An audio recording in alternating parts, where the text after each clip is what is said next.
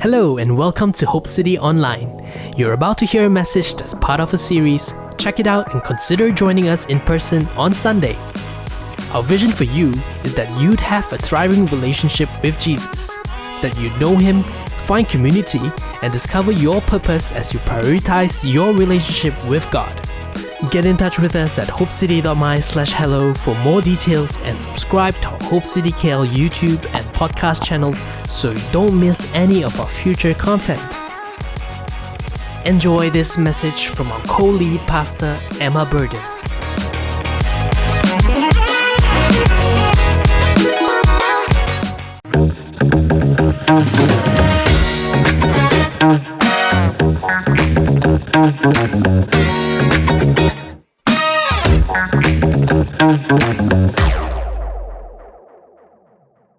Hello and welcome to part 2 of Loveology. Hope you're enjoying the series so far. Please come and gather with us in person if you can. This series is continuing for the next few weeks.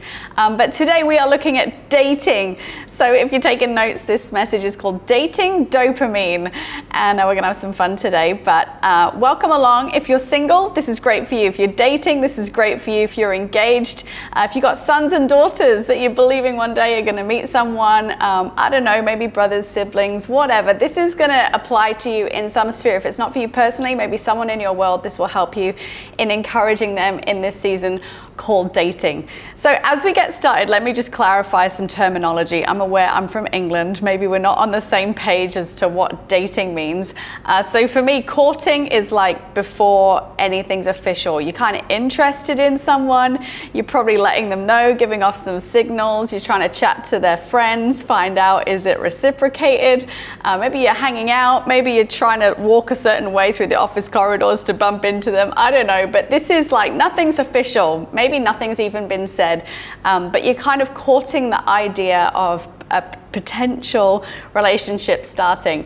Dating is when there's mutual understanding that you do like each other and you want to spend time together. Usually one of you has asked the other one out. It's usually the guy, but there's just you guys, I don't know, you hang out in your free time, you make plans together, you spend time together, you're getting to know one another intentionally.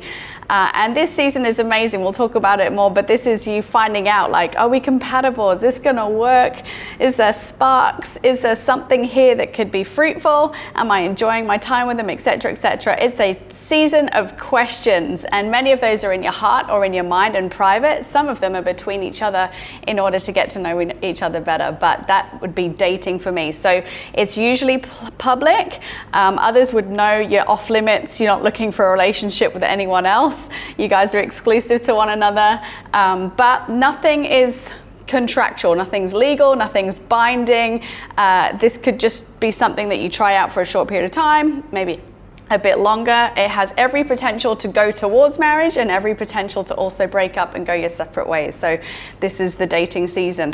And then after that would be engagement. So usually one of you has asked the other one if they'd be interested in one day and a future date, making pledges and promises to one another. And if you're a Christian, that's done before God and even invites God into your relationship as you go forward. And with marriage, the next step, that would be legally binding, but also in vows before God that shouldn't be broken either until death does you part for one of you. So hopefully that's clarified where we are at today, but we're talking about dating specifically. Maybe some of you are interested in dating. Maybe you've got your eye on somebody. Maybe you are in a relationship right now. Maybe it's in its infancy, like you just asked them out last week. Maybe it's just been a couple of months. Maybe it's a couple of years. And for many, which I've noticed since moving here to Malaysia, you've dated for a really significant amount of time. I'm really hoping today that I can bring some principles from the Bible to really help you in making a decision as to is there life in this relationship, or are we just staying together because we've maybe got familiar with it, got used to it. Maybe we've bowed to some external pressures like our mums or aunties asking us when we're going to go down the aisle. I don't know what it is or what state your relationship is in, but I do believe that the Holy Spirit can speak through me today into your very situation. And maybe He's going to give you some courage to make the next move, whatever direction that's in. Maybe He's going to give you some hope. Maybe dating for you is something that you would love to have. Maybe you've never had a boyfriend or girlfriend and you long for it. Well, maybe today can just give you some hope and some insight into how to build for for a healthy relationship down the line. So you ready? Let's go today. I'm excited about this. Dating's a pretty new concept, actually, only from the 20th century. So it's not like you can Google dating tips from the Bible and you'd find a lot there. But there is some amazing stuff in the Bible which are not new concepts, and that's called respect and honor. And these two things are really powerful for building riverbanks around your life and around your relationship, in order that the overspill of spontaneous responses, perhaps to emotions, feelings, hormones, culture, which can cause, all sorts of responses, from selfishness to greed. They can derail a really healthy relationship really fast. And that overspill can take you to danger zones and places that leave residual impact. And some of those can be pain, hurt, unhealthy expectations for the future, fears, isolation, all sorts of things. So we want to be really careful to build great riverbanks, especially when we're trying to cultivate healthy Christian relationships with one another. We said last week the Bible is very clear about treating one another like brothers and sisters. And there's a great tool and power in doing that, in that while we're in a dating season, we don't embarrass ourselves to the point that when we break up, it's too awkward to even be in the same space. Some of you are moving to other cities to avoid bumping into exes. And so I want to make sure today that we can do this dating thing with great honor and great respect, in order that if it does come to parting ways, there can be a mutual respect even in the breakup. It can be a healthy thing that doesn't cause pain, doesn't have a big ripple effect in your friendship circles or your family network, but instead is just a respected decision. You know what? It didn't work out, and that's okay. And hopefully there's someone else in the future, or perhaps it's just revealed to you, you know what? I feel settled as a single, and I believe God's got purpose for me in that. So dating's a really powerful opportunity for us to learn a lot about ourselves and from other people. So I think it's a worthwhile endeavor if we can do it in a healthy way. I'm hoping today to help you understand the value of dating. Now, I wouldn't encourage casual dating for the fun of it, just so you're not on your own at some party or some wedding. I would consider that to be pretty disrespectful if it's in order to fulfill a selfish need or desire for yourself. Dating should have respect, that you're not dating a robot, you're dating a person who has feelings and who has a heart, and who might carry the emotions that they have felt in a time spent with you through for a long time. And so the words that you say, the way that you treat them, the impact that you have on their life while you're spending time together, it might suit you for a Friday night, but it might last for a very long time for that other person. So we need to be respectful of how we're dating. We need to be considerate as to whether it's appropriate, whether it's selfish, whether it's just out of greed, whether it's to maintain a facade or a social status. Dating should really have an intention of it towards longevity. Is this a lifelong relationship that I could continue with someone? Now, dating's for finding that out. You're not going to know that at the start. The point of dating is that you're able to discover, is this person suitable for me? Do their gifts complement mine? Can we work well together? Do we bring each other to life, or are we sucking the life out of each other? That's what we're experimenting and finding out about. But these great riverbanks of honor and respect will ensure that we do that in a healthy way.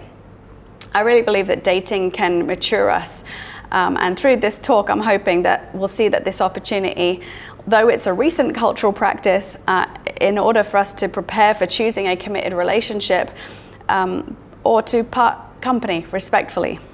It's not that long ago when relationships were actually arranged. And perhaps you're in an arranged marriage right now. Perhaps someone in your family is, or someone that you know. It's not that long ago since that was the norm. There's an incredible story in the Bible, Genesis chapter 24 through to 27. And you'll know the story of Abraham and Sarah. And through all their dramas and many, many years of waiting, eventually they have a son called Isaac. And he actually gets to 40 years old and is still unmarried. And Abraham is carrying this promise, and he's very old by this point. He's carrying this promise of he's going to be the one who births generations, as many as the stars in the sky, but he's looking at his son who's 40 and still unmarried without any children. He's concerned that his namesake is not going to be carried on, and so he's a little bit nervous. He's speaking to his brother Nahor, who's the uncle of Isaac, obviously, and he's like, we need to find Isaac a wife, and we need to do it now. And they in those times wanted to find a wife within their clan, within the wider family that they had produced over the generations. And so Nahor goes to work, and this is hilarious to me, but he actually sends a servant out. So someone who's not blood related, he sends a servant out who's been around Isaac, who knows the family, who's been around the home, to go out and to find a wife for him. And so he goes to a nearby town, and this servant, thank the good Lord, actually prays to God for help in order that he would do a good job for his master. And so he prays to God and says, please, would you show me who would be good for Isaac? Who would be good for him to marry? Like, I'm picking a needle out of a haystack here. I need to know who's good. And he specifically prays and says, let there be the right one at the well. And he literally opens his eyes from this prayer, and who should be at the well but this amazing woman called Rebecca. And he asks her for some water, and she says, for sure. And then she goes one step even further and says, let me even draw water for your camels. And it's this beautiful moment of this servant just having an answered prayer and a miracle right straight in front of him, where it was like confirmation, like, she's a good one. She'll be great for this. She's considerate of others. She's kind. She's generous. And I've answered your prayer right here. And so he takes her back to the family to introduce them.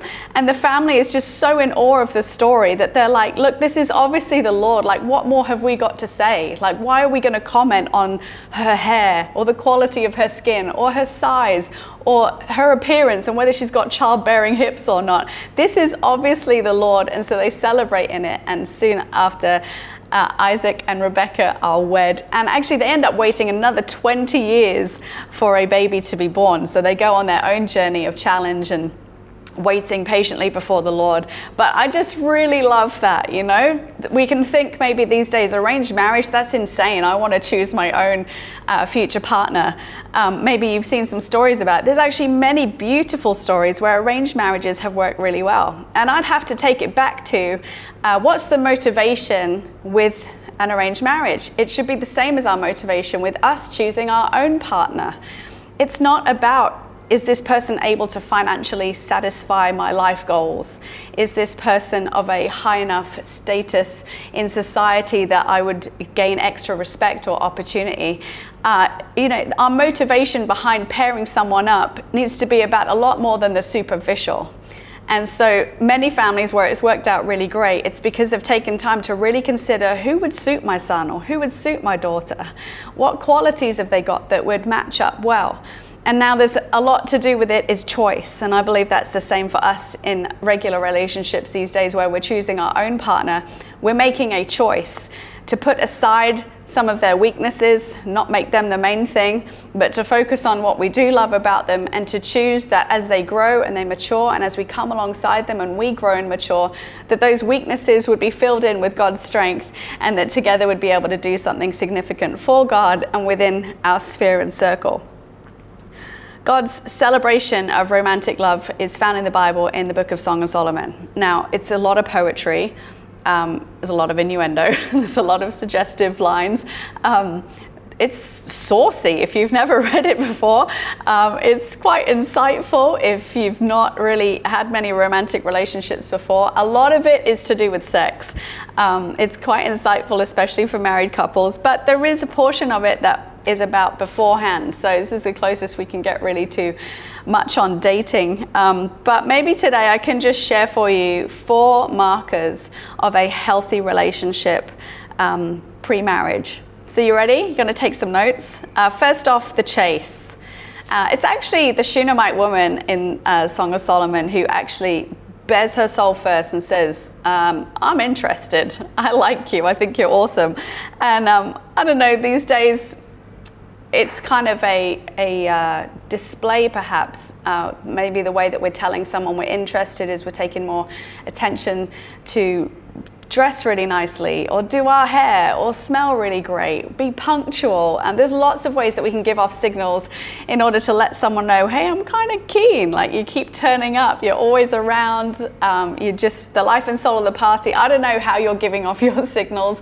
If there's someone in your world that you like right now that you're not sure if the feelings are reciprocated, there's a lot of ways we can do that in a way that's really healthy. We're not so upfront and putting ourselves on a silver platter ready to be rejected potentially, and that be really painful. Usually we're trying to figure it out. We're a bit more subtle, we're a bit clever about it. But she's just so into this guy, this king, that she's just all out, and she's like, I want to spend time with you. I think you're amazing. You're so handsome. If you look at Song of Solomon chapter 1. But it's a man's job in a relationship to lead. It's his job to activate, to instigate. And men are called to lead, actually. It's biblical. And leadership means to step out, to care for, to love, to risk, to take responsibility. And every time you do, you actually risk failure and rejection. Hence, don't call me old-fashioned for saying that he should ask her out, but I'd suggest it's maybe the gentlemanly way, because every time you're asking someone else out, you're actually putting yourself in a position, you're at risk of rejection, a sense of failure, and that can be painful. So the gentlemanly thing would to put yourself in that position, rather than eke her on and have her chase you to the point where she puts herself out there. It's a beautiful way to put yourself first. She's not placed in that vulnerable position. Asking someone out and then them saying no is deafening. You can hear 1,000 things in one word with 2 letters that says no. You can presume a lot of things. You can take it very personally. There can be 1,000 factors to why she would have said no, but as she said no, maybe there's not much window for you to say, do you mind me asking why? And so often we don't have a clue, and that rejection can be really painful. It can knock us back. It can make us timid to ask again. It can make us hold off. It can make us feel like we've got no way of reading signals. And yet the reason she said no might just be nerves, might just be I'm not ready yet, might just be the result of a past relationship that's just finished. There's 1,000 reasons why. But men, put yourself in that position rather than expecting her to.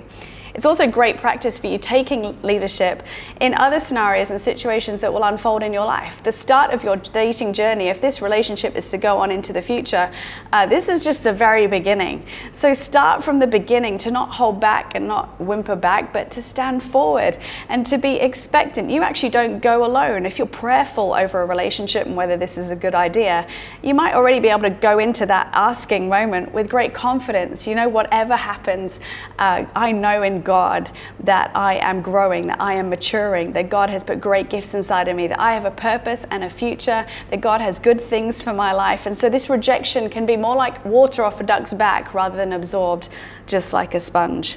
Learning to fail well is a really essential tool, and she'll have lots of opportunities to do that too. Don't worry, but I'm just saying let's start it off as we mean to go on. The second kind of healthy marker that you can see, I'm going to title it The Line. And before the wedding, she is charged with desire for her king. Let me just say, hormones are 100% natural.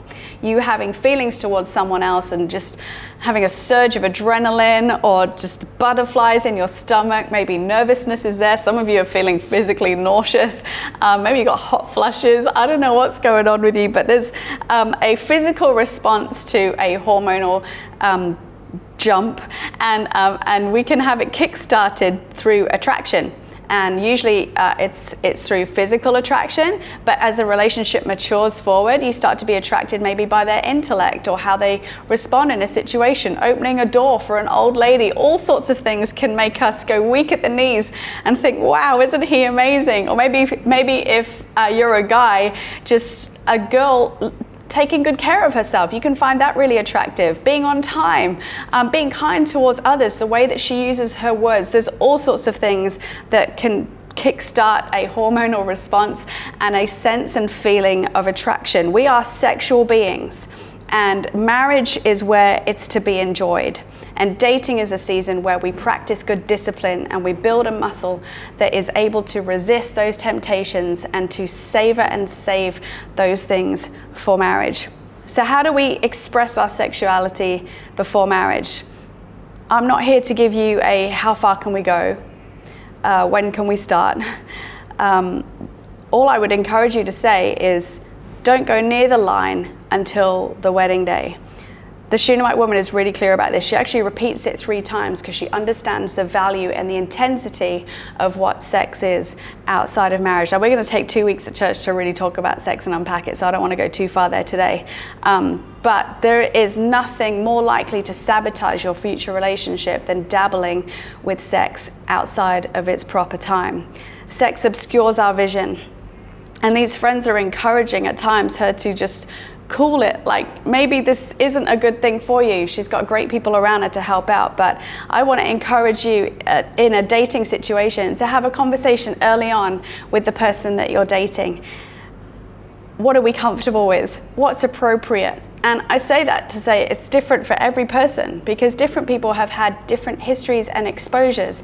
If you've been sexually active in a previous relationship, you're likely to find it much more difficult in your next relationship to not go at least up to and as far as you went with the last partner.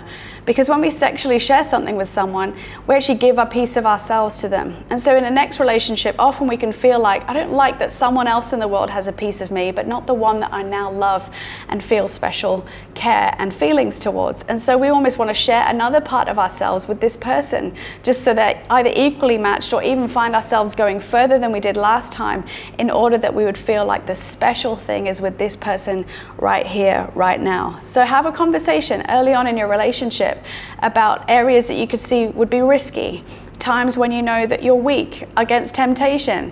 Maybe it's late at night, maybe it's when you're hungry, maybe there's been an emotional situation go on in your world and you're in deep need of comfort at this point. There's just different things that can trigger us to almost justify behaviors or ways of operating or showing affection to one another that can lead us to danger zones. So be really open and vulnerable with each other from the start. Just to say, hey, you know what? I'm a physical touch person. So we're gonna have to be like really careful because I don't want to dishonor you. I want to be respectful to you and to this relationship. I want to honor and respect God. So for me, it's gonna be difficult for us to do more than this. Or I'd like to make sure that we're not on our own very often. Or if it's late at night, like let's call it a night and go our separate ways. Or we need to be careful about the language we're using, or the movies that we're watching, the content that we're absorbing.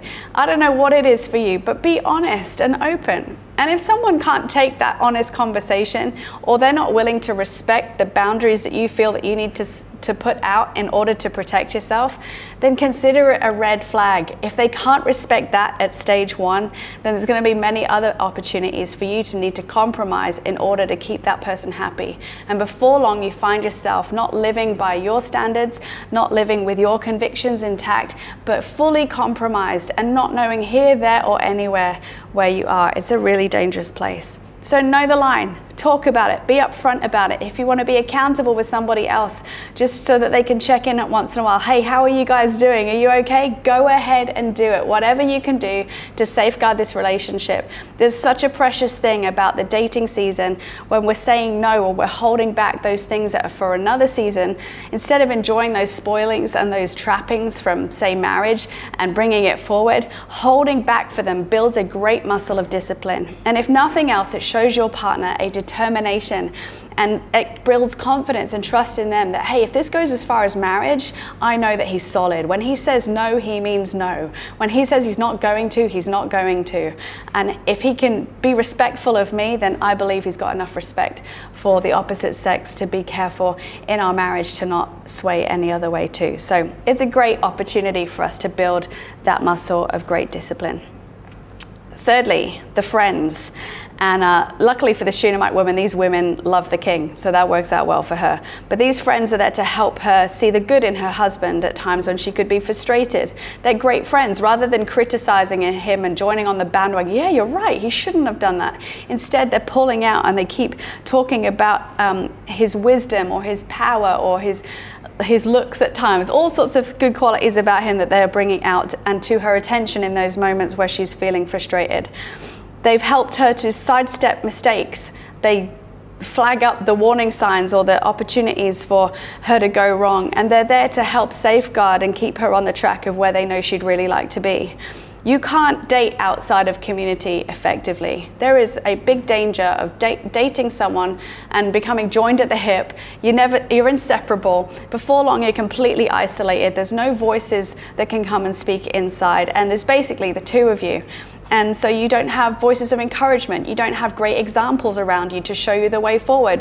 When it comes to a troubled time, it's almost awkward to go back to your friends and ask for some advice or some support. So don't do it in isolation, do it in community. Valuable friends are invaluable. Who are your friends that you know and that you trust, that you're honest with? Are you inviting them into your relationship, and are you listening? I'm not saying you have to take their advice or you have to do what they say, but they'd bring up some great points of interest that might be valuable for you both to talk about, or for at least you to consider when you're deciding, is this relationship going to go forward anywhere or not? Finally, the journey to the day, to down the aisle. All healthy relationships either move towards or away from marriage. Looking for a husband or a wife, really, that's what you're doing in dating. You're not looking for a boyfriend or girlfriend. This is not a +1 tick off the list. This is not just like for fun. I really think dating, you should be using it seriously and respectfully. Consider it, I'd only date people that I'm potentially thinking this could end up down the aisle. So you're looking for a husband or a wife, not a girlfriend or a boyfriend. Put your outdoor work in order and your fields in order, then build a house. There is stuff to be set in order, ideally beforehand. Now, some people get together really young and you guys figure out life together. But for many of us, there's just some things that we need to put in order and have together before we bring someone else into our world. If you can't manage your own world, trust me, you won't be able to add someone else's in and not just bring the chaos into their life too. There's some things that we need to put in order, that we need to be good at, that we need to have set straight, that we need to be clear on before we're able to start building a house of our own. The point of your relationship isn't for marriage. It's actually the point of your relationship is to be a blessing, and your marriage would be towards your calling, and it would be towards your purpose. So if you go your own way, it's a little bit like building your house on the sand, which we know from the Gospels is a terrible idea. When the storm comes, the sand fades away and the house is nowhere to be seen. But when we build our life on the rock that is Jesus Christ, on the principles for life that he sets out in the Bible, it's the same as building our house on the rock, that it can't be shifted or moved by the times or culture or the winds and the tragedies or the circumstances that come up and maybe push us to one side. Our foundations being strong in God, confident in him, will set us up for the future that's ahead. In the early years of your relationship, you're actually setting up the foundations for that house. So I want to encourage you to dig deep and to dig well, to dig in a strong place. Your calling, it's public, it's out in the open. We want to be really careful to ensure that we are not thwarting our calling for the sake of just dating someone that is going to help us with those sexual drives that we've got, those temptations that we have, those needs, emotional longings that we have for comfort or companionship, maybe just to satisfy loneliness. We can find ourselves thwarting the calling that we've got. We need to keep our eyes fixed on Jesus, the author and perfecter of our faith. Would we allow him to be the author of our life? I really believe firmly that God can really help us when deciding if someone is ideal for us to date or not. He knows us really well, and actually he knows them really well. So consult him in prayer. God, I feel feelings towards this person. What do you think? Trust in the peace of God that surpasses all other understanding. Though you might be nervous about dating, you might feel a little bit unsure of what you're doing, if you feel peace in your heart that this is a good person, that God is surrounding you in it, if they love God, if they're running after God, if they've got qualities that are consistent, all these kinds of things can help ensure that we're making solid decisions. But run after God, and as you do, you'll be more assured in your decisions for every step that you take in your life. Let me pray real quick for you. Father, I pray for every person who is longing to date or is in a relationship right now. God, help us to be respectful and honoring to you and to one another. Father, I pray over our conversations, the words that we use, our actions, our deeds towards one another, our generosity, the way that we spend our time and how we treat our friendships and other relationships while we're dating. God, we pray for your wisdom and your grace. Father, help us to not get swept up and caught up in feelings and emotions, but let us keep our eyes fixed on you. Help us to honor you throughout these relationships. Father, I pray wisdom on whether this relationship is to go forward towards marriage or needs to break up. God, I pray for grace to know how to make the next moves. Help us in the tough conversations. And Father, I pray fruitfulness over our relationships, that whoever we're dating right now, whoever we're seeking to date, Father, however those relationships go, Father, that they would be respectful for the future, honoring towards the future, especially if these relationships aren't to work out. Father, I thank you that your hand is upon us, that you are the author and perfecter of our faith, and that through even this journey of dating, Lord God, you can increase our faith muscle to see you move and to see the power of what you can do when two of us come together. So Father, we thank you for this opportunity to love. It comes because you first loved us. And I pray today for every wisdom and grace and every ounce of hope that someone might need that's listening to this today. God, I thank you that you satisfy. In Jesus' name, amen. If you enjoyed this message, check out more on our Hope City KL YouTube and podcast channels.